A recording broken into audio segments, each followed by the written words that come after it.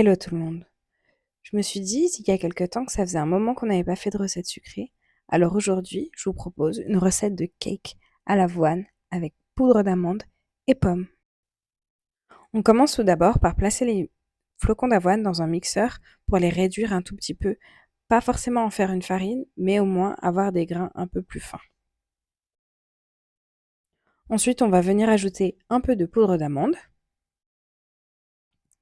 L'avoine est une excellente source de fibres. Elle aide à stabiliser la glycémie et favorise la satiété. La poudre d'amande, elle, apporte des bons gras, du magnésium et un peu de protéines. On ajoute à ce mélange une cuillère à soupe de graines de lin qui sont super intéressantes pour leur oméga 3 et leurs propriétés anti-inflammatoires. On ajoute aussi un peu de levure histoire de faire monter notre gâteau. On ajoute aussi de la cannelle pour réguler la glycémie tout en apportant une saveur vraiment réconfortante. En tout cas, moi, j'adore la cannelle. Donc on mélange bien tous ces ingrédients, puis on va passer aux pommes.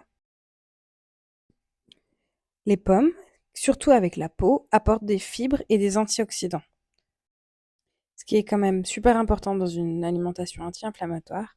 Et aussi, la pomme va venir apporter ce côté sucré qu'on va venir renforcer en option avec du sirop d'érable.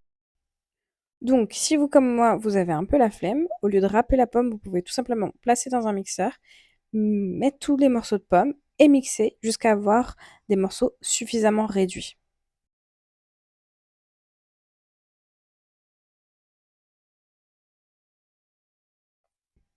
L'idée de cette recette est vraiment d'avoir un, on va dire un encas avant le sport et après le sport ou même aux 4 heures. Cette recette au final, elle est riche en fibres.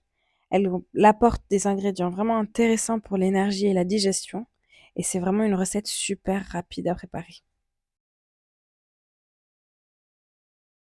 Maintenant qu'on a bien mixé nos pommes, on va venir au besoin ajouter un peu de jus de citron. C'est juste parce que j'ai l'habitude d'ajouter du jus de citron dès que je râpe des pommes. On va donc venir ajouter la pomme au mélange. On ajoute aussi un œuf ou si vous préférez une banane.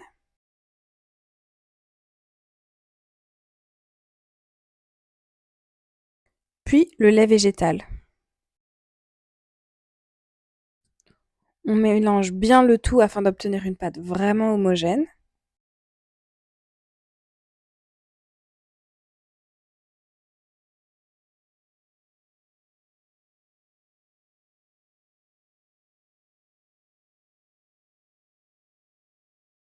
Aussi, selon comment vous ressentez la texture de la pâte, vous pouvez toujours ajouter un tout petit peu de lait en plus. Avant d'oublier, je vais venir ajouter un peu d'huile de coco que je vais faire fondre. L'huile de coco va permettre non seulement d'apporter des bons gras, mais aussi d'éviter d'avoir un gâteau qui est sec. On obtient du coup une texture tendre, moelleuse et beaucoup moins compacte comme on peut avoir de temps en temps avec l'avoine. Et puisque j'aime de temps en temps avoir un côté un petit peu plus sucré, du coup j'ajoute une cuillère de sirop d'érable.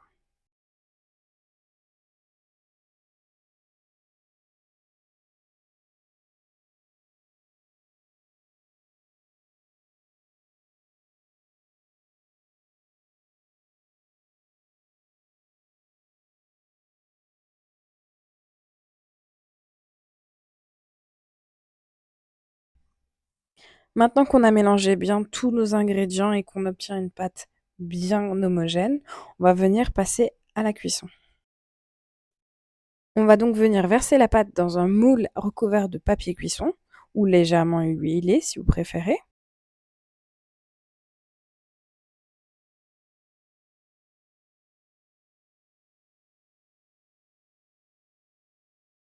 J'étale bien la pâte pour avoir juste un fini beaucoup plus joli. Et bien sûr, j'ajoute de la cannelle parce que j'aime ça.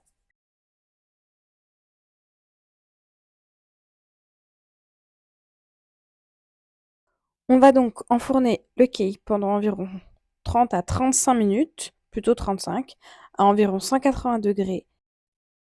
Et comme d'habitude, le cake est prêt lorsque le couteau qu'on plante dans le gâteau ressort propre.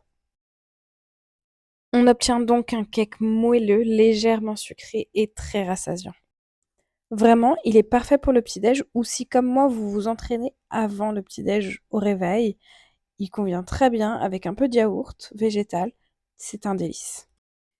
J'espère que cette recette vous a plu et dites-moi si comme moi vous vous êtes un peu brûlé la bouche en mangeant directement les gâteaux sortis du four et dans tous les cas, on se voit bientôt.